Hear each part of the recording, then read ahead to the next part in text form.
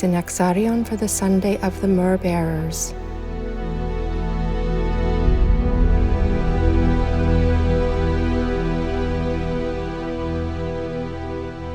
These women were the first to behold the resurrection, and it was they who announced the glad tidings to the disciples.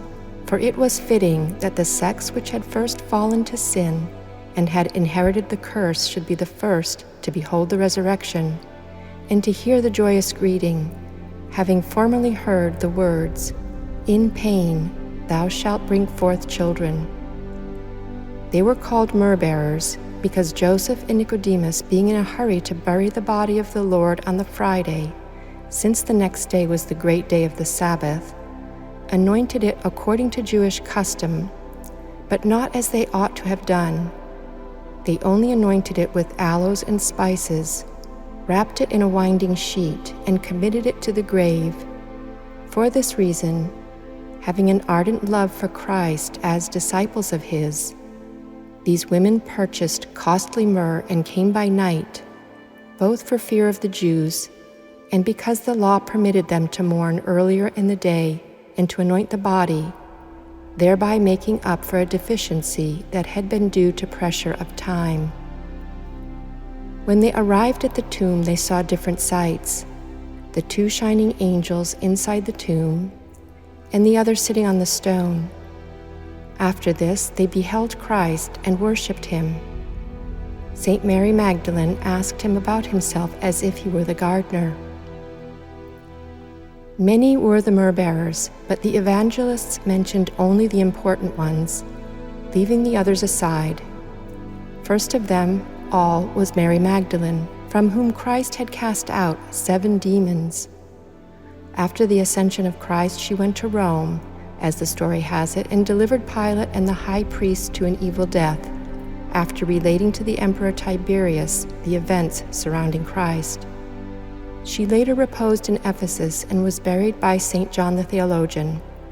Her relics were translated to Constantinople by Emperor Leo the Wise.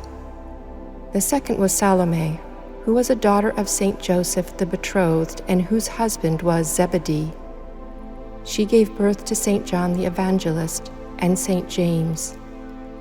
For Joseph had begotten 4 sons: James, called the Less, Joses, Simon, and Jude, and 3 daughters, Esther, Thamar, and Salome, the wife of Zebedee.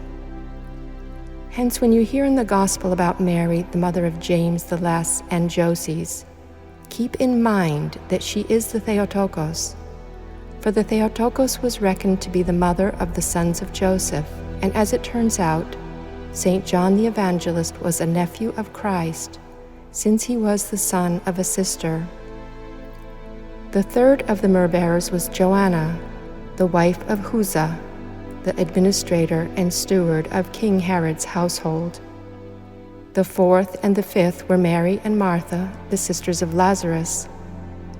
The sixth was Mary, the wife of Cleopas, whom some call Cleopas. The seventh was Susanna. And there were very many others, as the divine Luke records, who supported Christ and his disciples from their own resources.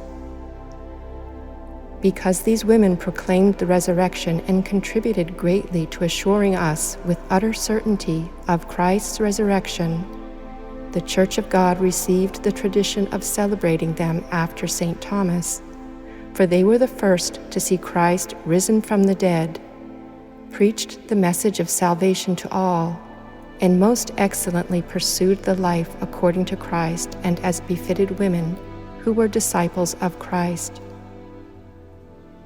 By the intercessions of the holy myrrh-bearers, O God, have mercy on us. Amen.